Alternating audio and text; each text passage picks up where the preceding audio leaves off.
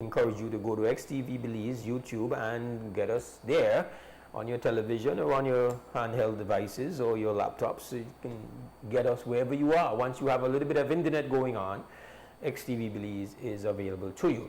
And so if you've been watching us and you're starting to watch us again but you have not subscribed, we want you to take today out. It's not going to take longer than about 5 to 10 seconds for you to do it. So it's not an inconvenience at all, and you don't get any unwelcome things coming your way. It's not the way it works. To subscribe, it's just to make sure that you are up to date and that the algorithms are going to look at us favorably, and also make sure that our relationship is looked upon favorably. We have to, 2024, we have to have this algorithm consciousness. We have to work with it, no? That's the way it works. So again, take that step, subscribe, XTV Belize. And of course, thanks to all who have done so. We've hit the 1,000 mark, which is a small but important step for us, as we've kind of like been playing catch up with these social media streams. Stay with it, stick with it, and make sure you're tuned in. We love it. All right, it's Monday morning, and so of course always a lot of stuff going on. I really want to take on a topic which I think is important for all of us, and it might seem a little bit like, oh, we talk about things when they're upon us, when they're like, you know, let's say they have arrived at our doorsteps.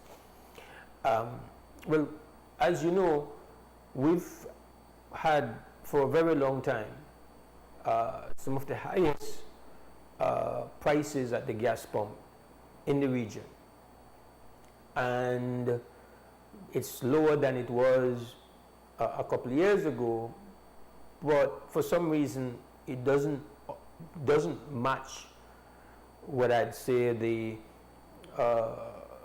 world prices and crude, and all kind of fancy explanations we've gotten. But world crude prices have been at around 60, 65, actually below that for a while.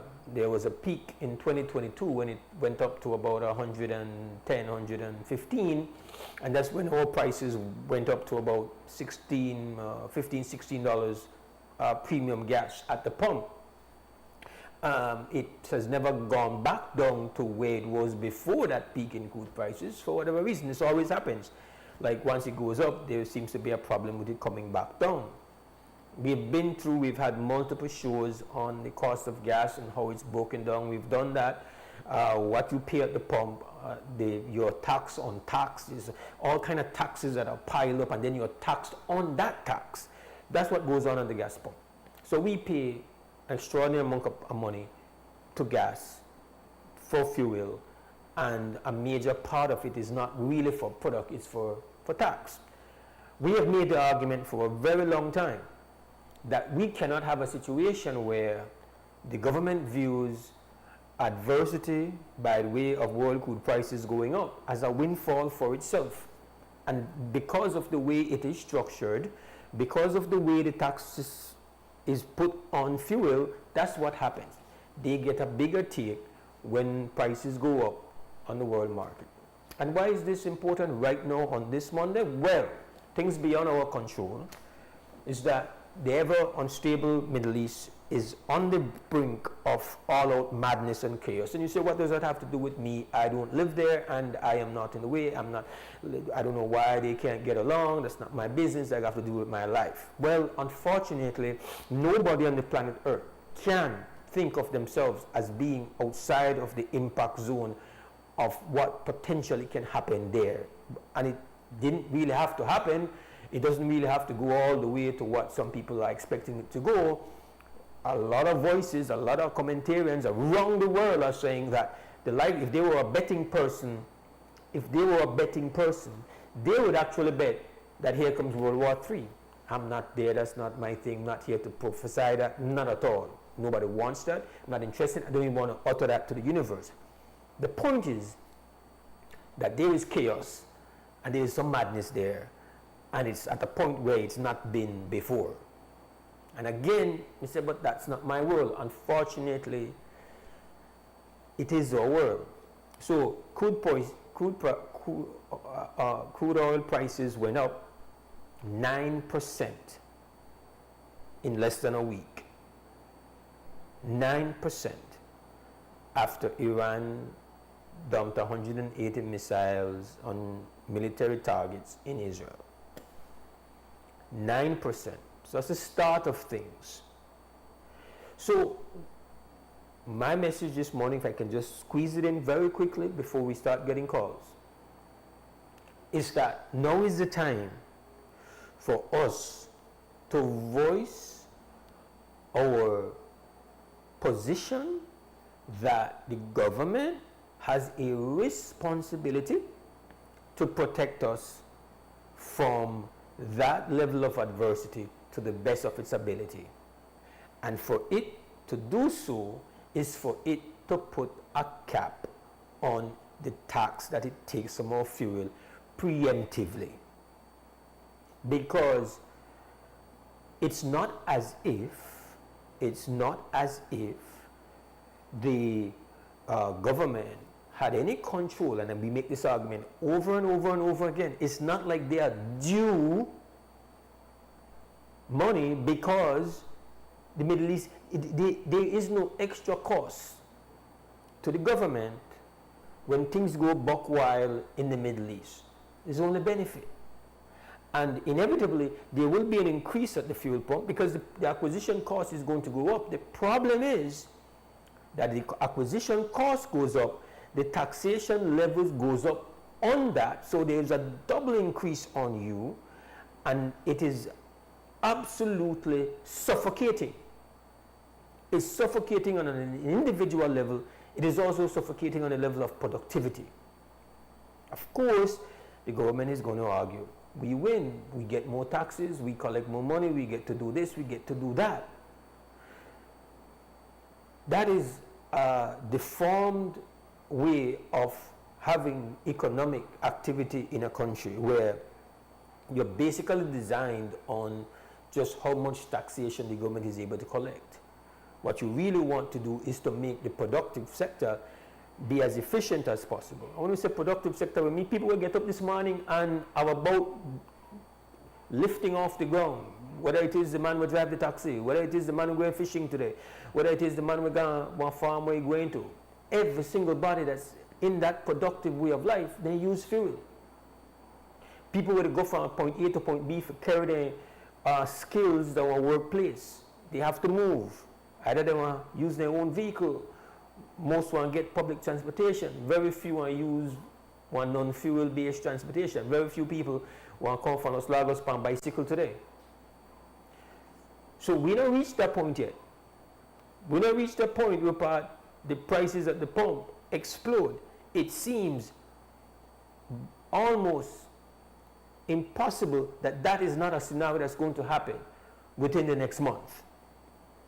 And it's very likely. Now, it could unfortunately be worse than what happened in 2022. Potentially, this can be worse than that. And this, again, these are things which we don't control and we don't study, and we probably I don't know what percentage of the people understand what is particularly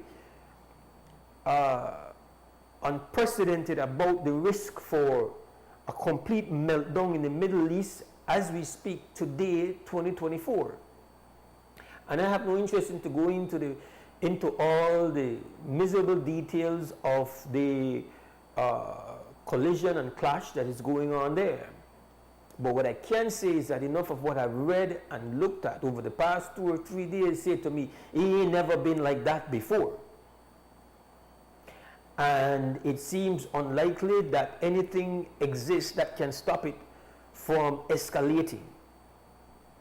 Nothing I have read, no voice of reason, no force, no United Nations, there is nothing that has proven itself to be able to stop what seems to be the inevitable. Them brother want war. Them brother want bomb one another. They set for do it. And all they talk about, okay, you touch me, okay, good. Well, watch me when I get back to you. And the next one say, well, when you touch me, well then, and if you touch me back, I never touch you there, but if you touch me there, if you touch my oil, if you touch my nuclear, I go in the next side, I might can't reach you there, but I'm gonna reach the US to back you. So I'm gonna touch everything in this area where you have all on the oil, all on the finance, all on the position, and not ask about no movement on the ships through the port. We bring products here and around the world. That is the level of talking when everybody they got. You touch me here, then I'm gonna touch you there. And if you touch me there, then I know it's on. That is where we are. And it no matter that you don't watch, it no matter if you don't listen, it no matter if they're not part of your world, it will come to you, it will come to me, it will come to all of we. And the many different ways it make life completely, it's like, yeah, you know, it's like easy to say, oh, there's a virus in Wuhan.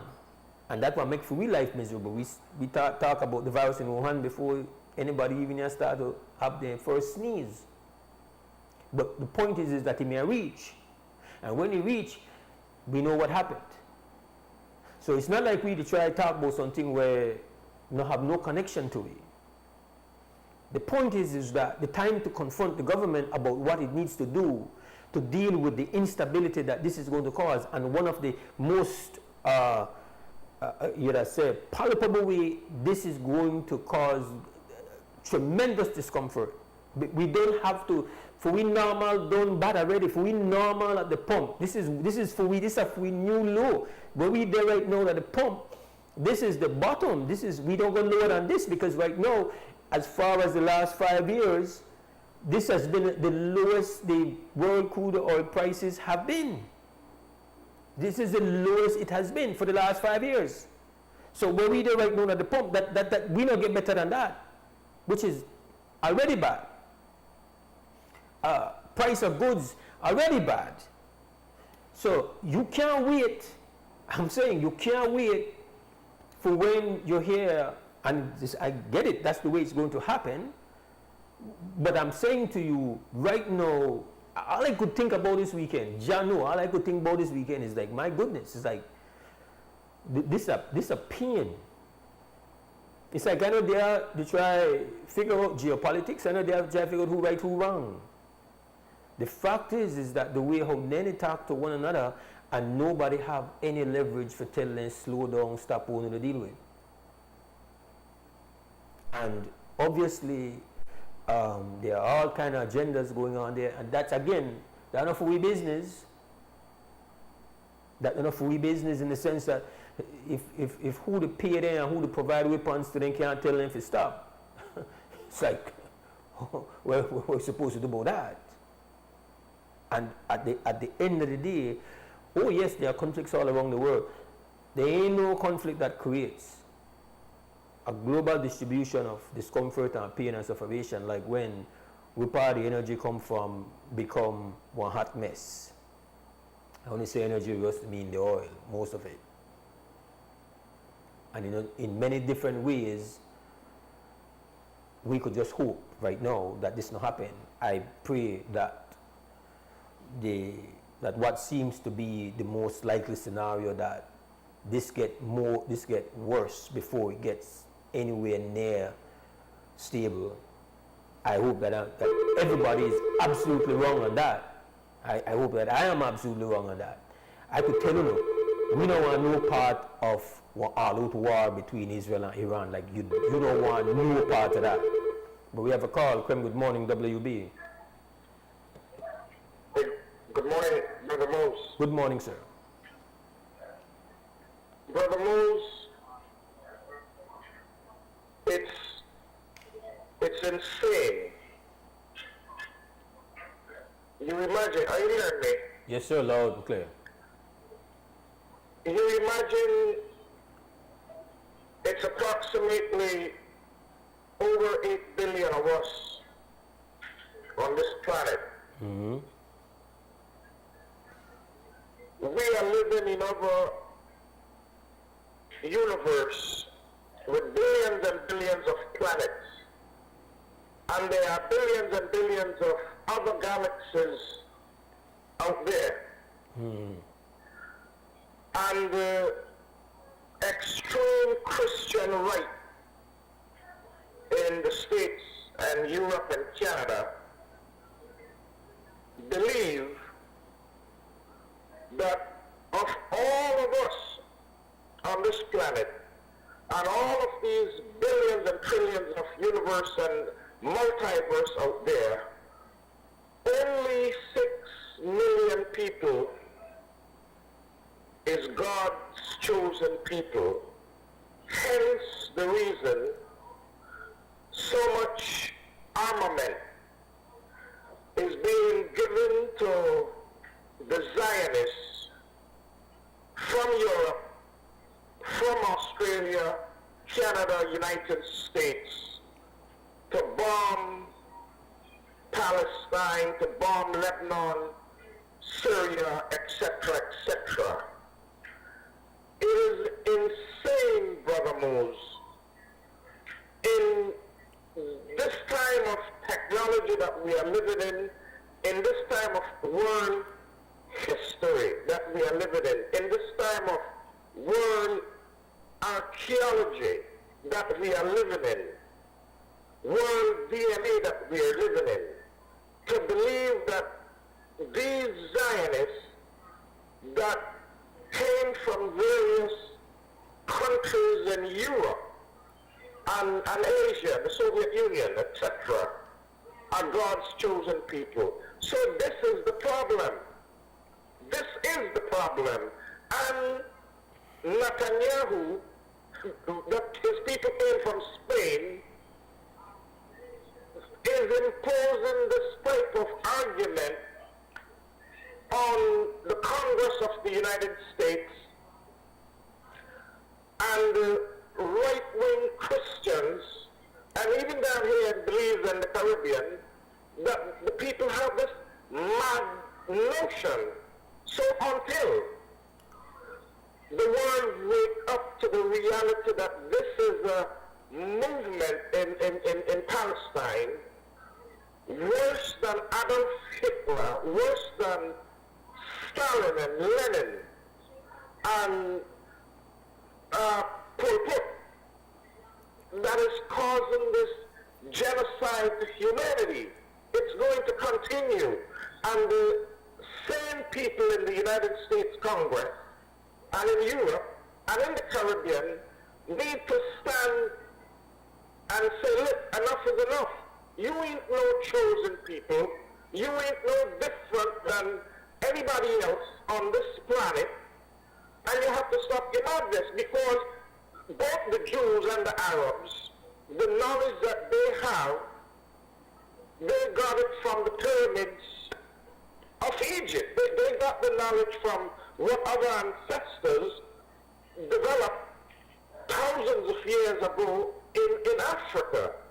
That's where they got the knowledge from. Hence the reason, come to our senses until the intellectuals come to their senses, the religious scholars come to their senses and tell the world, look, this is a lie.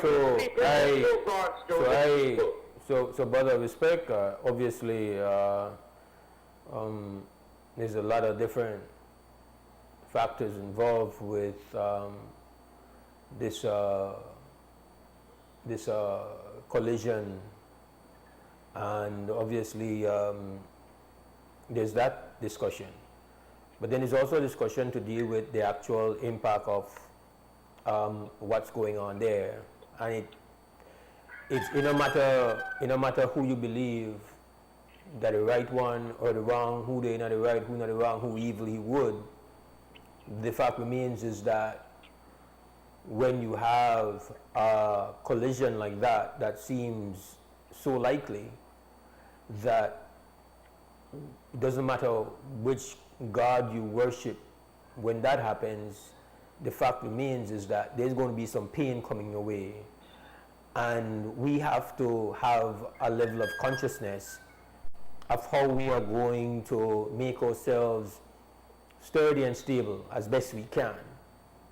And we have to be ahead of it, because there's no cost to us if it turns out all right and it doesn't go where it seems it's heading. There's no cost to having been involved in a process where we try to figure out, if the worst case happens, how we here in this small nation across this side, how we protect ourselves as best we can. But there is going to be a serious cost if it is that it goes as it seems it's going, and we are caught unprepared, unfocused, unalert, unready. So I hear you, but I think there's a time for every conversation. The conversation that we need to be having today is about what we do and what our leadership does in what seems to be a process that is going to put us on the brink of a level of global instability that we have not seen for a very long time. Again, it is not, I say these things not to be melodramatic. It's like, on the serious side, it's like, if, again, I don't believe that, I think the words used by Iran is to say, if there is an attack on their energy, that the policy of self-restraint, of unilateral self-restraint will come to an end, which is interpreted as then all gloves are off and everything comes into play. So you don't have to have a dog in the race. You don't have to have a belief about who is right or who is wrong, Brother Robinson. You are going to face the consequences of all-out confrontation, military confrontation between these two countries, because inevitably it's going to bring everybody else in.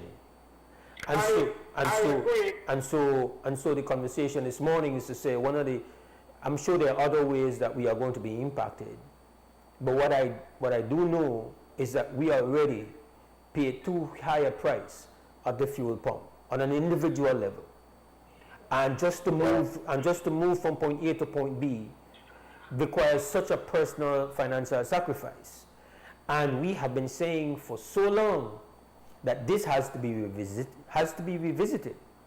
And one of the things that I'm proposing here, as I've said so many times, is there has to be a cap, a hard cap on what government's take is on fuel, since it is we do not control the realities on the ground where the oil comes from.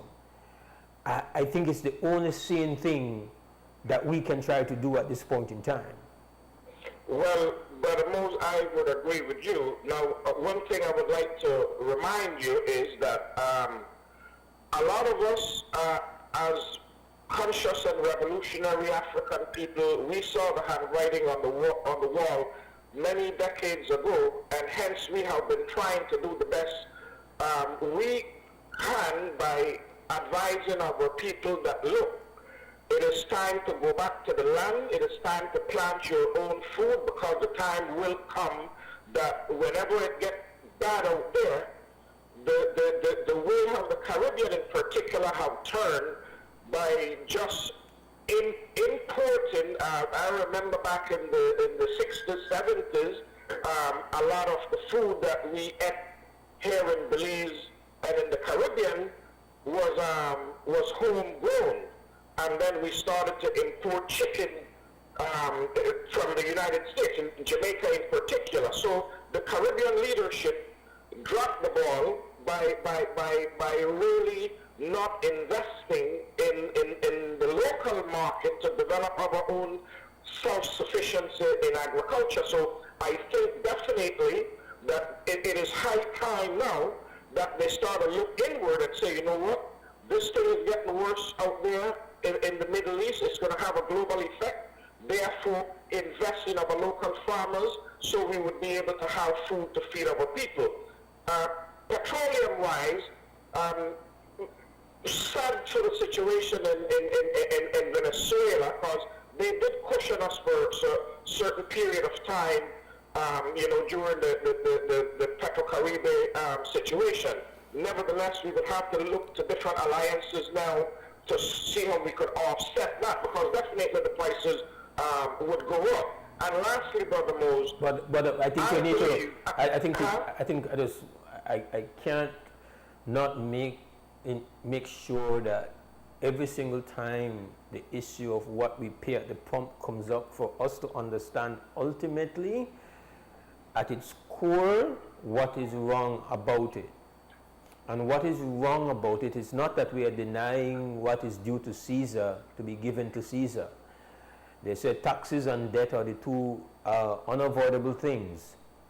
Yes, we have to pay taxes. The problem is you cannot have a system where you have a situation where when it goes bad in the world, that it's an opportunity for a greater take home for those who we pay our taxes to. It's like understand, we don't just pay some flat tax on the pump. Like, oh, you get 1 gallon of gas, it's going to cost you $2. Because if it was that situation, the only increase that we would face at the pump would be the extra acquisition costs. The problem with this present system is that we don't only pay the extra acquisition costs. We will have to pay the extra taxation costs, and the fact that the taxation is being calculated on the acquisition costs and the cumulative total of all the other taxes. Then we pay taxes on top of that. It is a deformed system that is completely unfair to the buyer, and it becomes diabolical when you have the possibility of some kind of calamitous situation that is beyond our control. And we have had this conversation over and over and over and over again. The fact is that that last week crude oil prices went up 9% just after the Iranians sent their missiles over to Israel. It's just the beginning of the tit-for-tat escalation, and it's already 9% in a very short period of time. And every indication is, I think we have to know, I would say, if you want to know if this thing is going bad, when Israel hits back Iran, if Israel hits military bases, then you breathe a sigh of relief. If Israel hits any part of the energy infrastructure of Iran, all hell will break loose. And that's not being prophetic, that's saying what these people have said they are going to do in response. This is not a calculation. This is just comprehending, and it never takes much to comprehend, because they don't say it in a fancy language. Then they say, if you touch this, I want to touch everything. It don't look good, Brother Mose. It don't look good, sir. It don't look good, sir. It don't look good at all. It don't look good, and he is saying, Netanyahu is saying, he wants to unleash his weapons on Iran's oil facility. If that's the case, it's going to be a serious matter. And I am also predicting, Brother Mose, that Netanyahu's thumb or index finger is on the nuclear weapon to send a message not only to Iran but to the rest of the Middle East that, hey, this is what I would do. And I feel that in my heart that he is ready to press that atomic bomb that Israel has and drop on either one of those Middle Eastern countries that is full to the Zionist regime. So I am calling on the United States and England in particular to range this little bally in, because he is Hitler, or worse than Hitler on steroids, brother. And it's going to be, as Ronald Reagan said, mad, mutual assured destruction. A thermonuclear war is bad for the planet. We all going to go down. You understand? So I'm down with what you were saying, Brother Mose. All right, brother. All we could do at this point in time is pray. Brother Mose, I, thanks for no, that, brother. I hear that respect to prayers. I'm saying here that you things are beyond your control. We get that, but there are things that are within our control. And serious moments require leadership to be operating at its highest level, at its optimal level of being ahead and minimizing as best it can the impact on that's the job. That is on page 1, chapter 1, paragraph 1. Protect the interests of the people from difficulty and from pain. If you anything else on that is to have been inadequate. You've got to act in a way where you use wisdom. You can't just say, well, that's how the cookie crumble, we are just enjoy the better tax. That would mean that you are accepting the level of anguish on the people who can't help but move and use fuel to produce, to live, to hustle, to even to get to work. People get up this morning and are on their way to work right now, and they're not getting there using water. They're not getting there using prayers. People are moving from point A to point B because they're converting their hard work into fuel in their tank. And a lot of what they earn at work is used to put that fuel in the tank. And we're not even to talk about the inflationary impact of higher energy costs. We're not even to get there. We have to deal with it right at the doorsteps. This is day one. This is what happens. And I am saying it don't look good. I'm glad that you see that we don't look good. We got to take a break. We go to 2 Cents Scam, and then we take our first break of the morning. This is Wake Up Belize's Morning Vibes.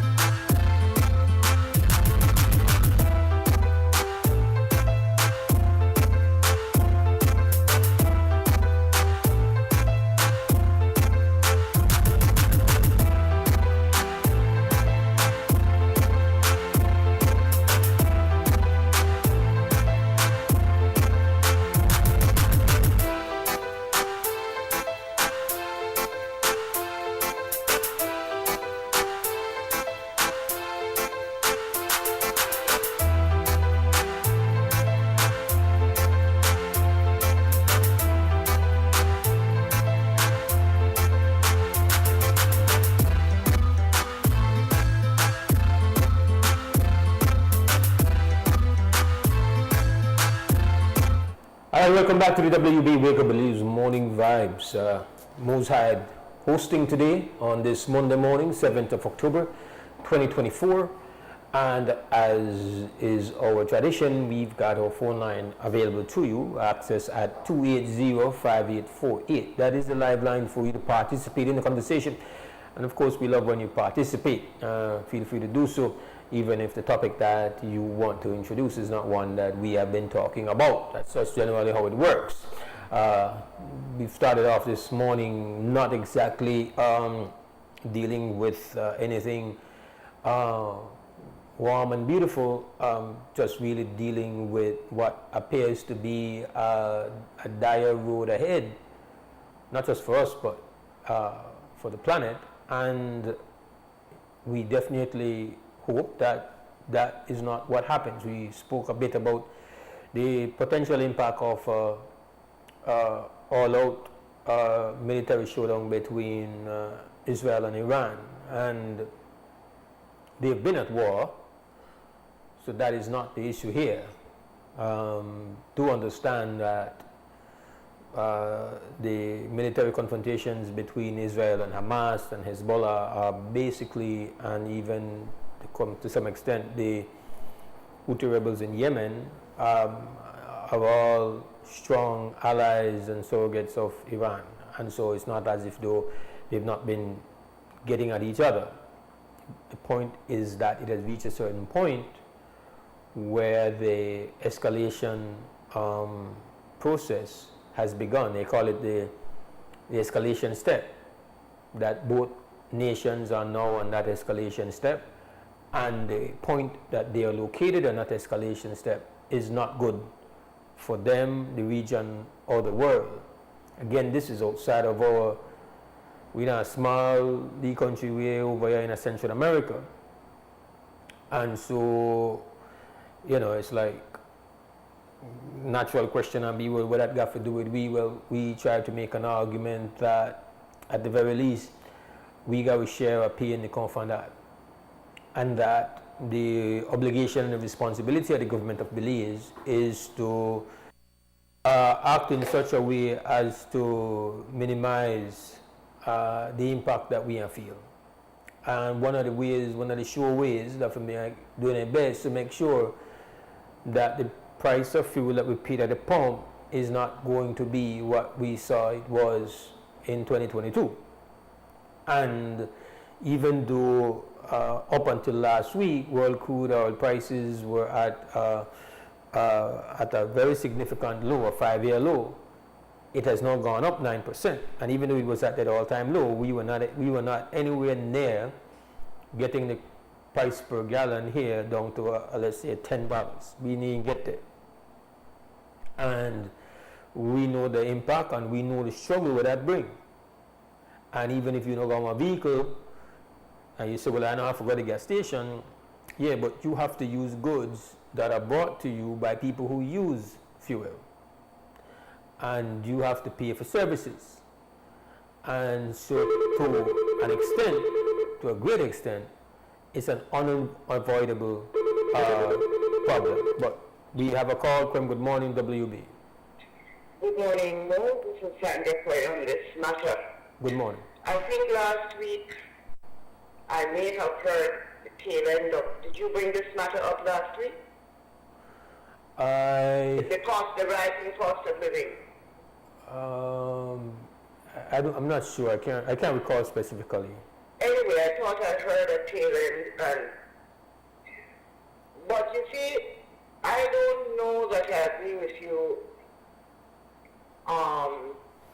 That the only thing we can do is in country, because just in country isn't going to solve the problem out there. And the problem out there can be solved, but it will require courage, which we are very lacking in. Courage, we just had an example where some teachers didn't get paid for 5 months and were prepared to live without their money for 5 months and say nothing at all. So we need courage. It's courage that's needed, because the separation will be unbelievable.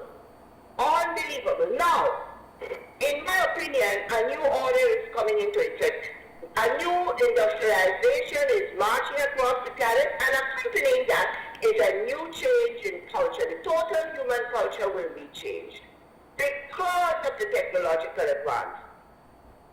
So I accept that.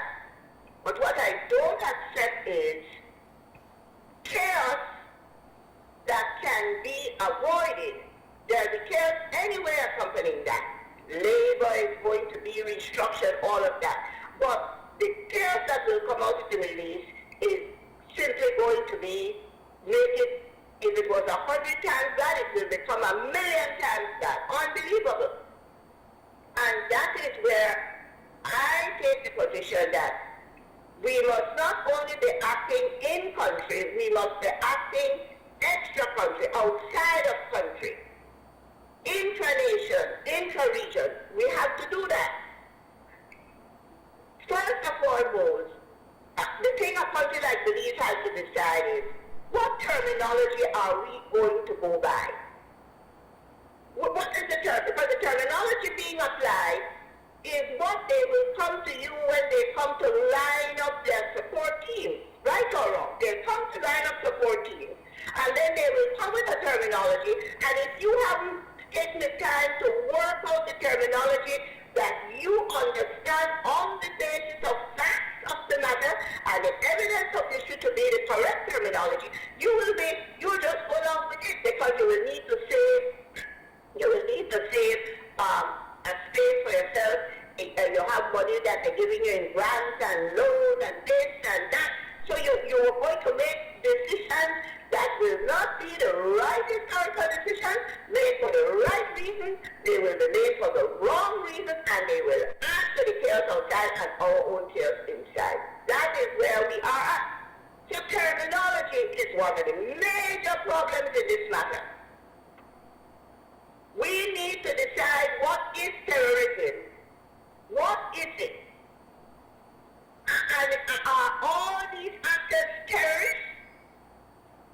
Is Cuba a terrorist state? Where are we at?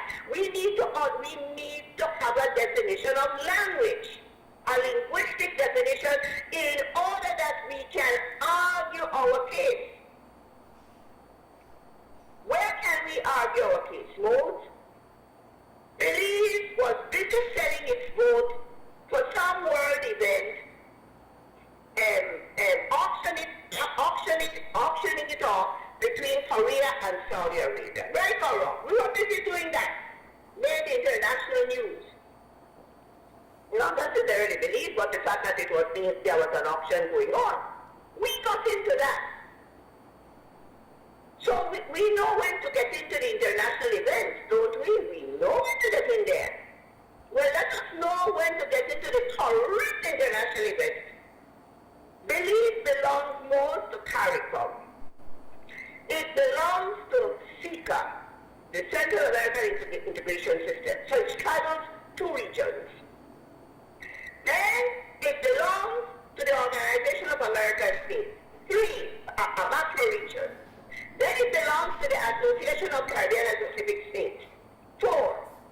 Some are micro, some are macro. Then it belongs to the Commonwealth.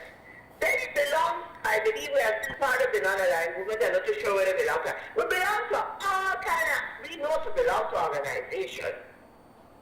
Well, doesn't that mean that we have a footprint that if we mobilize a case, a defense for this matter, we will have an audience? We start off with an audience with all those countries.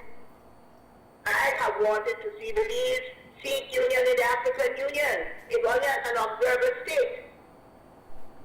You see, but somebody has to be prepared to argue, because Iran does not want to go to war.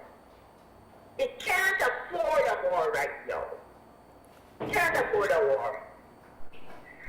And if it goes to war, and their oil facilities are bombed into the ground, how much oil will that take out of the international system?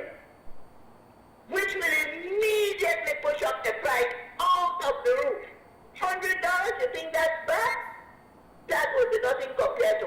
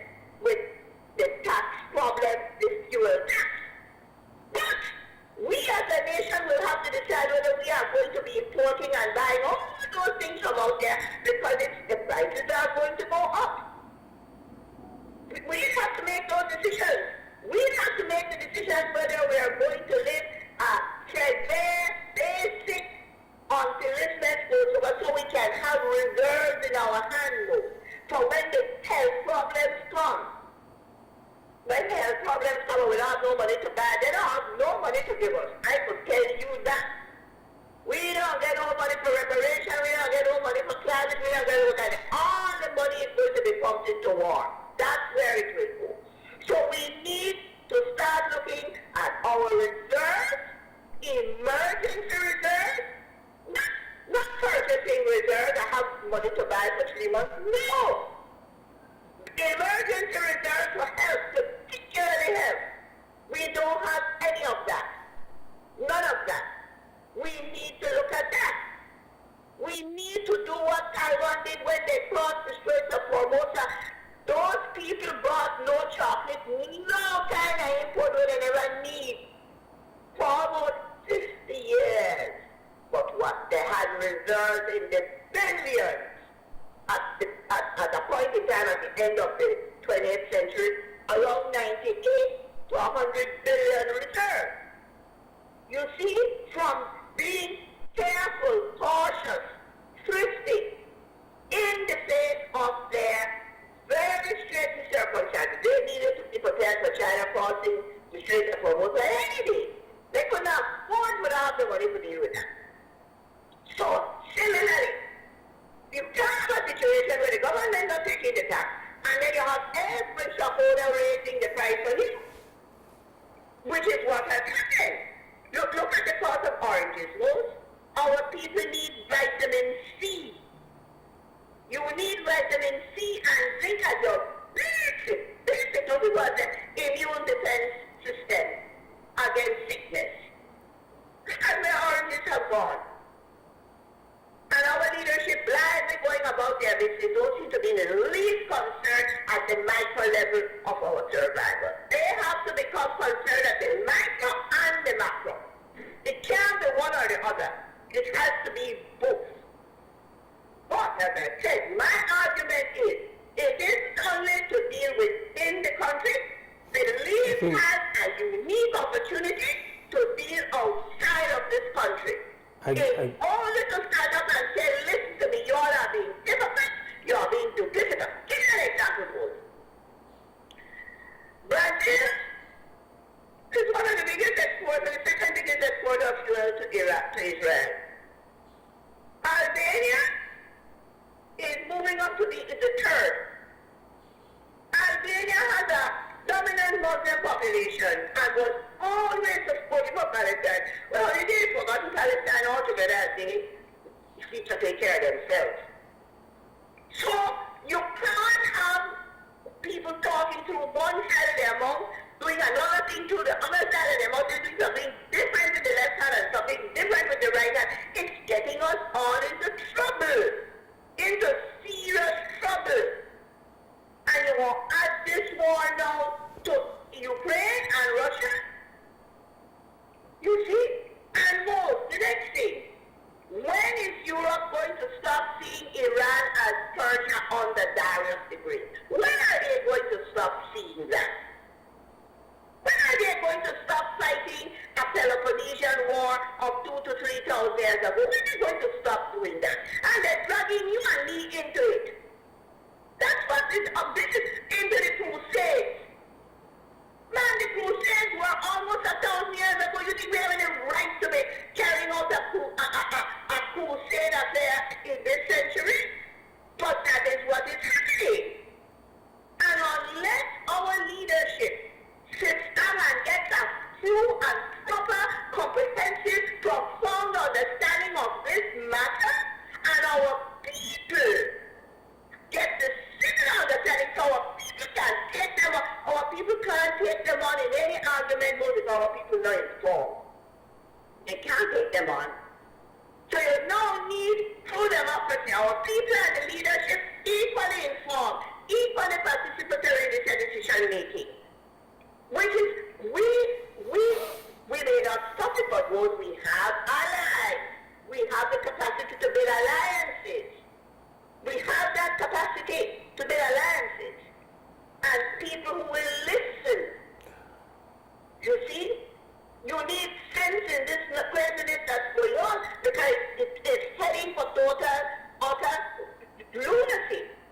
The United States needs to accept once and for all that the Middle East, it will never be able to manage. Europe was not able to do it, those. They have never been able to. You should read the poetry written on Afghanistan and Iraq and all the literature that they weren't able to do it. The Middle East is not the Americans. The The Americans had brilliant people, but they never had the technological equality. They never had the social order equality. So that was their weakness. But the Middle East, Europe's development comes out of the Middle East. So they can't go to the Middle East, and have never been able to go to the Middle East with the knowledge that they've tried to bring to the rest of us and get away with it for lock, stock, and barrel. And they need to accept that. There's no humility in this situation, Mose. None. But let me ask this, if because I understand the role and the responsibility, but I definitely don't have the knowledge to advise or make suggestions as to how a government needs to act in the external space, especially in the face of what appears to me a leader that is completely out of control, you know, I don't understand how there seems to be there's no restraint in the leadership of Israel at this point in time. There won't be more. And you know, I just over the weekend, when you have somebody that I don't really care for and think is no voice of compassion, but even Macron from France said we have to stop giving Israel weapons. But that was simply, there was a response coming from Israel where they were like, don't come and talk to us about that, blah, blah, blah, blah, blah. Nobody has been able to reach, in fact, it reached a point where even President Biden suggested a couple of days ago that they have done everything, but it appears that the leadership of Israel will not concede to any ceasefire until after the elections in the U.S. So it's just for me, it's like, whoa, that game is being played at such a level, and then to compound matters, the leadership of Israel's popularity has rebounded, and they now have the support of their people. Their people are pleased with what they have done. And so for me to try to figure out how they will now at this moment decide to, well, if you're going to respond to the 180 missiles from Iran, you do it in a way that you do not force them to have to get this to another level. That seems to me, again, I'm completely pessimistic here, Ms. Kobe. I don't see that happening.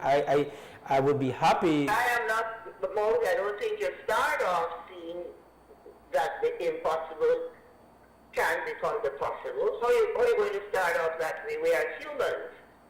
We are humans, and the same wage structure I have, you have, the brother in Namibia has, and the brother in Israel has the same wage structure, and the American. But what has been fed into that wage structure is a whole other matter.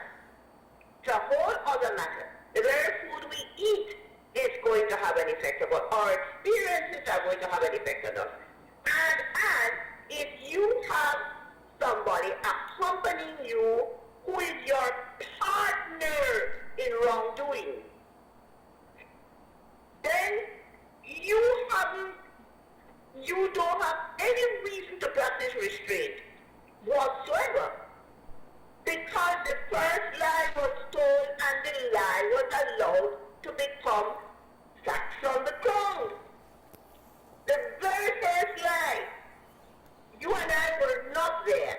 Belize was not there. The Caribbean was not there. India got its independence in 1947, August. The decision was made at the end of 1947 for the partition of Palestine. Most of there were about 50 odd countries there, I think, at the time. There's nothing near the 190 odd countries now that are there now. Was there then. And those decision. Manages the making a decision.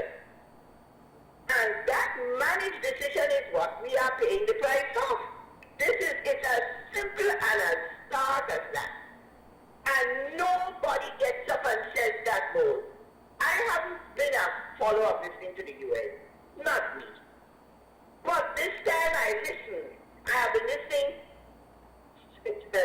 constantly since October the 7th. And I haven't heard anybody get up and lay the case out in a simple, stark truth. We are all talking about the two-state solution and 1967 borders. When what the Palestinians have given up as an indigenous people most, no other indigenous population on the planet has ever given that up. Ever.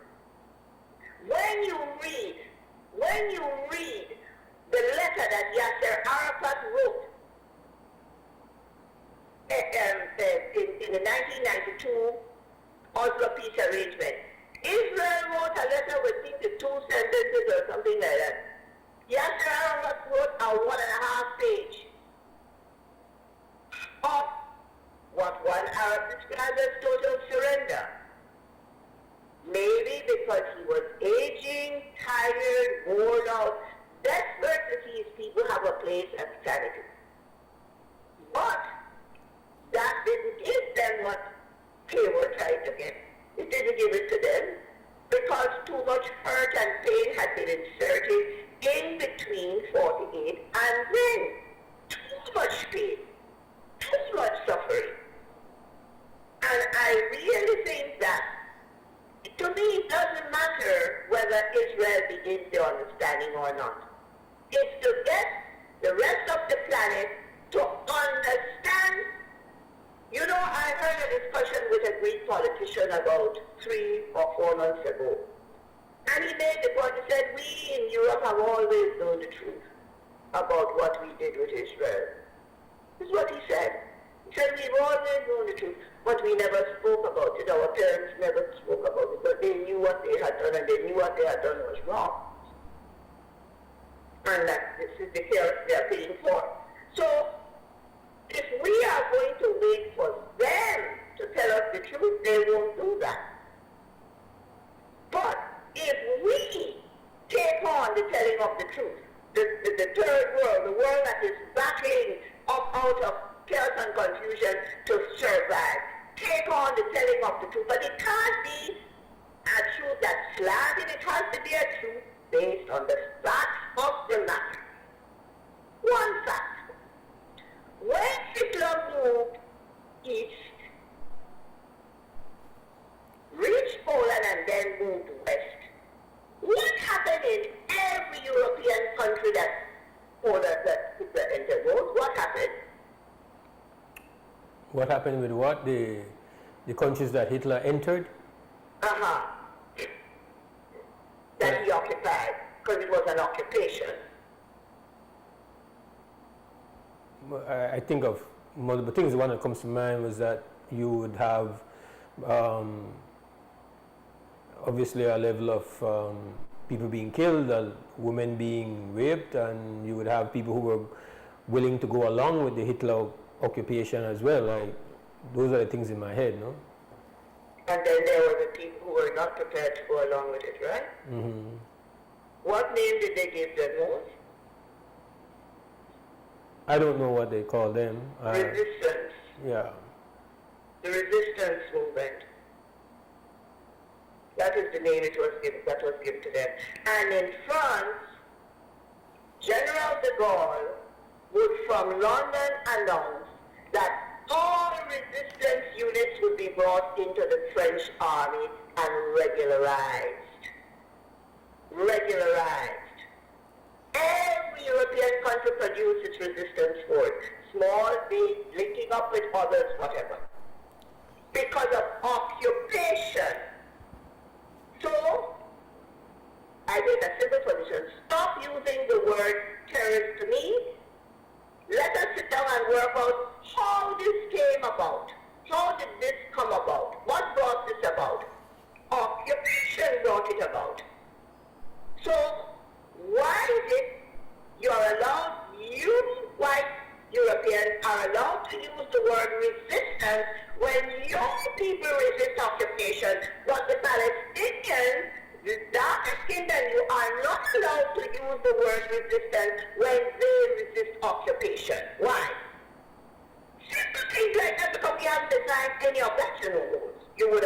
that, right?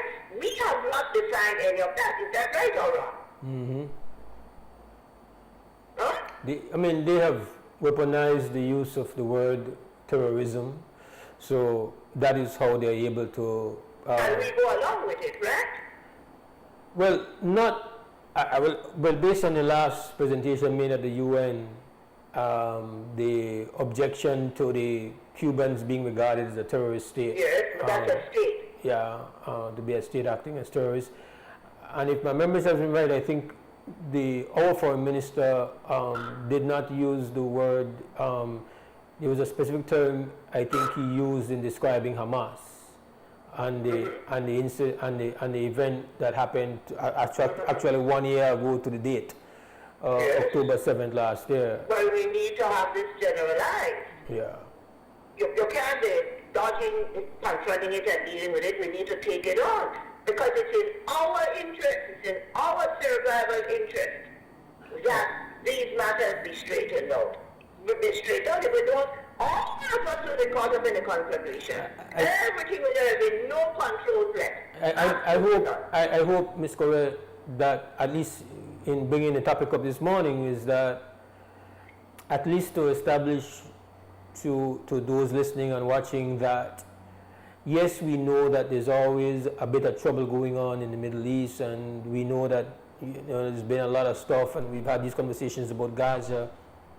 But I really hope that to be able to penetrate the noise of all that we have to go through to try to survive, that okay, but there are moments when things go to our next level, and everything I've read and listened to over the past 72 hours is screaming to me that this matter is about to go to another level.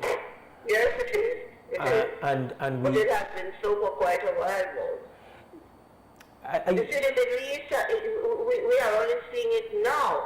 I don't know if you're familiar. There is an academic journal called Daedalus in the United States. I think it's put out by the Academy of Arts and Sciences. Many years ago, they dedicated an entire edition to the Middle East.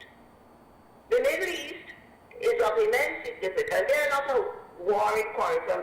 They need to structure and become more modern. They are still operating at the tribal clan level, like the East. And it is that tribal clan level that now has Lebanon in the mess that it is. Lebanon in the mess. Because the president has to come from one group of people, the prime minister has to come from another group of people, and I think that the speaker has to come from another group of people, and in between there is Hamas as Shia, because the Palestinians were predominantly Shia Muslims, and the Shias in Lebanon had a very low place in society. It was the Christians and the Sunnis and then the Shias at the bottom. And the increase in the population changed the whole equation. That is what caused migration. We don't want to look at migration in the usual mode. We don't want to truthfully sit down and evaluate what migration has done to the black population in this country. We don't want to do any of that.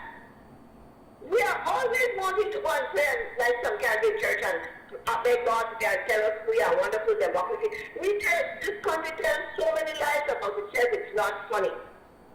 One after the other, you're not with this in fact.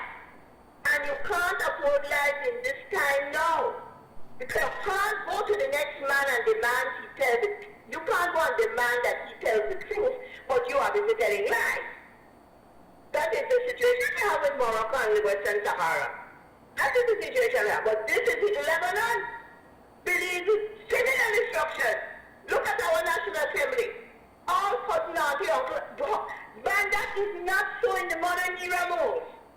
And that is what the Arab world needs to straighten itself out. They need to straighten themselves. They need a lot of correction. No, they don't want any correction, but they need correction. And if we are going to stand up and speak and become a voice that will be respected, need to get our house in order. Give an example. Last week in Singapore, an ex-member of the cabinet went on trial for corruption. Now that is unheard of in Singapore. the Minister of Transport. He went on trial for taking bribes and all manner of things because of Formula 1, Formula 5. What's the name of that racing structure? Formula 1. Formula 1. Huh? Formula 1. Formula 1, He brought it into Singapore. When he ended up in court on trial and he's been found guilty. And apparently, the last time they had such a problem was 50 years ago. I was politics, I wouldn't even realize that had happened. I don't know if there was a case 50 years ago, but they refer to some 50-year previous incident. They don't have that Mose.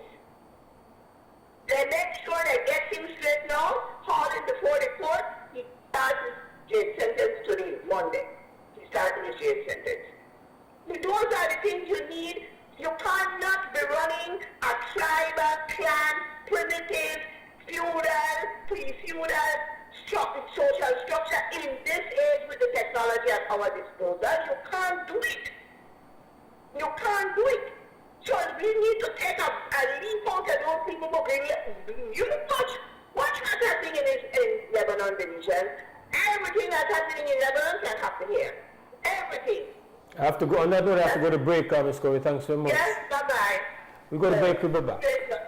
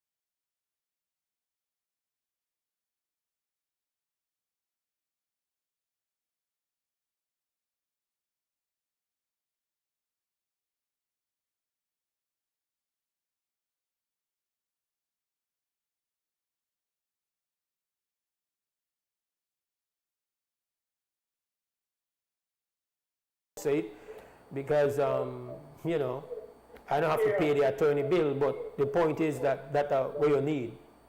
Okay, I got that. All right? All right, yeah. He the person was sending me a letter to take care of it until he comes. Okay. So I'm waiting on that letter, then I'm going to take that letter to Raccoon Police Station and show the guy and carry the man back the key, whichever. It's crazy. It's crazy. And this is not to say, this is not to determine whether or not, because it's possible that the little girl is your brother-in-law's child, and if that is the case, then you know the court has to determine what thy rights too. But it's not to be determined by some individual police officer stepping in to say, well, they know who forget the key. Yeah. Completely inappropriate. Yeah. All right, sir. All right, this is WB. Let me take this opportunity quickly to pay respect to Stephen Buckley. I was shocked to see that Brother Buckley had passed last week. I was not here. One of the stories, one of the part of the 25-year process of WB, one of the things that, you know, when I do walk away from this, I'll not forget the story of Stephen Buckley. And he came by maybe a week and a half ago. From time to time he would come here, and I saw him. He had a little Bluetooth speaker with him, and the man was playing old school dancehall. In fact, it was like almost like it was like one Shabbat after the next, and it's like, Buckley, you the bash, brother. You the bash. And that would be our last exchange. I was not aware that he was ill. A sad story, an extremely sad story.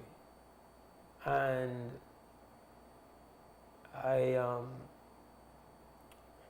he was given some kind of compensation package which was a far cry from what he really deserved. We had him on the WB a couple of times. He struggled with his life in the aftermath of what happened to him. And for those who don't know the Stephen Buckley story, is that he was shot in the face on his way home in a truck after doing construction work for the day. He was shot. Whether or not it was a mistaken identity, it had to be. It was a police vehicle that was in pursuit, and they ran into the wrong vehicle, and Brother Buckley had been shot. Terrible incident, and it left him crippled, left him disabled, and if his line of work was that of being an office person or a clerk, if that was his skill set, he could have still managed to do the work. If he was a talk show host, he would be able to show up, talk, because Brother Buckley could still talk. But he was a manual laborer, that's what they call it. He was a blue-collar worker. And he made his daily bread from using his hands, his feet, standing up, doing work, which he would no longer be able to do. So he lost a piece of himself on that night and never was the same. And I don't know whether or not what exactly he was ailing from or what the cause of death was, but it's possible that whatever difficulties he might have encountered can be traced back to that night. WB, good morning. Brother Mose, I want to extend my condolences to the family of Brother Buckley, man. Sad, it just moved me when you made mention that the brother passed. You know, last week, I'm going to drive down from Orange Street in my vehicle, and a young lady right by, a little up from where Extra House used to, they flagged me down and say you got somebody we will carry to the hospital, that emergency. But you know, want me go up the one-way street, so I said, no, I have to go around. So I went around Water Lane, and when I reached by the little house there, I saw my brother Buckley. I said, brother, you go to Buckley? Yeah, but the man was kind of short a bit, so I never extended a lot of talking and thing. I just opened my taxi door, and I put him in, and I took him to the emergency and thing. And then when we reached there, the attendant, I said, he need a wheelchair. So we got the brother out, and we put him in the wheelchair, and they took him in from there. But, you know, with the slightest idea, man, that the brother was, you know, traveling, man. So life is very short. So again, my condolences to the brother's family. And So what was he, asthmatic? Was it? yeah.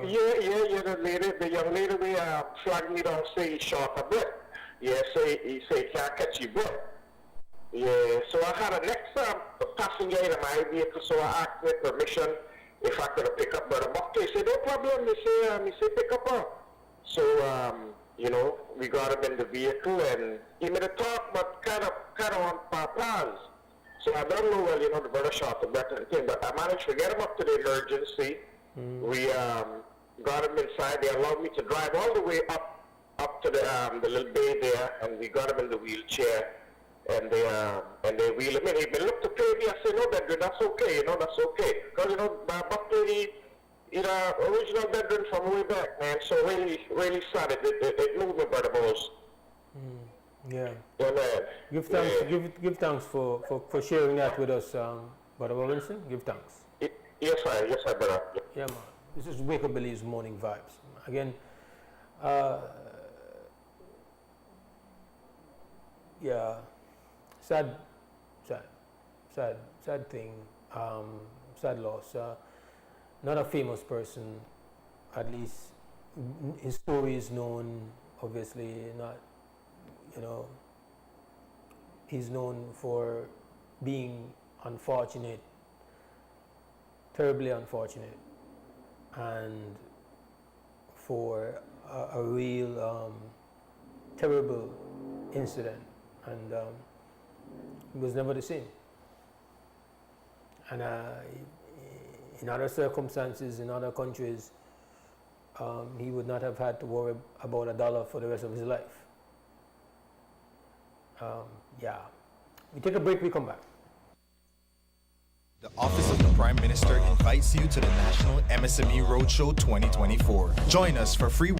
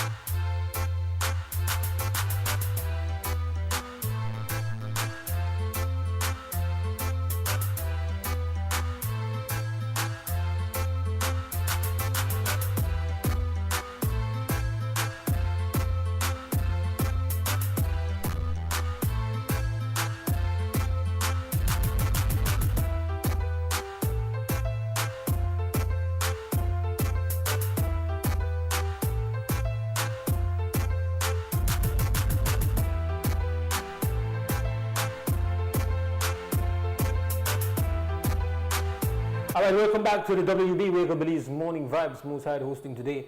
Our telephone number 280-5848. That's the live line for you to participate in the conversation. And we want to take this opportunity to again just reiterate our condolences to the family of Stephen Buckland. We've spent most of the show, of course, looking at the potential for serious challenges coming out of the present escalation of matters in the Middle East. And it began last week with crude oil prices jumping 9%, and the fact that that usually signals that we're going to have some bad news coming at the fuel pump, and it's no help to know that our tax system is set up in such a way that we get greater tax impact the greater or higher the cost goes at the fuel pump. It's a compounding kind of tax structure, and despite complaining about it for a long time, nothing much has been done. What we know experienced over the last months, as that rough amount of money we're paying, like just between $12 and $13 per gallon, has become, that is our flooring, because the crude oil prices have been low for a time now, coming down from its high in 2022. So if that is all flowing, then we only have up to go. And somehow when it goes up, the coming down is never the same. And so we did get a call from Ms. Corey speaking about the way that the nation state of Belize can stand at this moment in time, along with a family of nations that it's a part of, multiple family of nations, whether it's CARICOM or Commonwealth, to say some level of sanity has to be put to this disorder, because these people are not acting in a way that only affects them.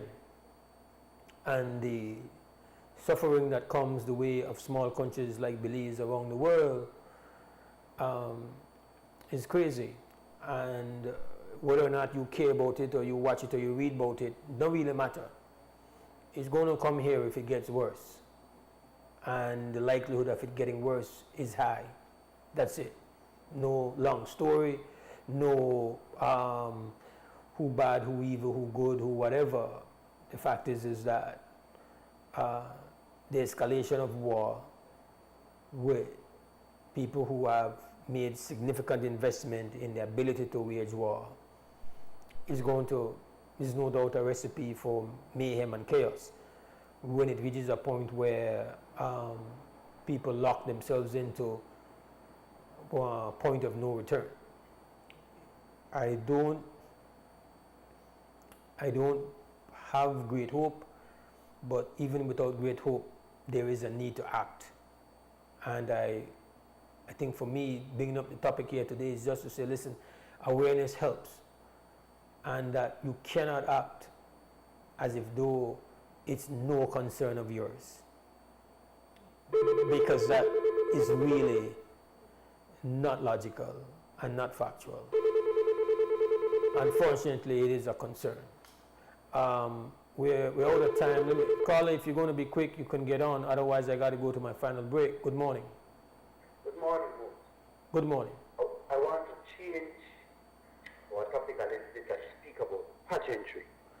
Yeah, but maybe you have to do it in the morning, because that one require songs like a little bit more time, and that I don't have now. I got to go to my final break, so maybe you can bring it up in the morning. Thank you, sir. We take this break, come back and wrap.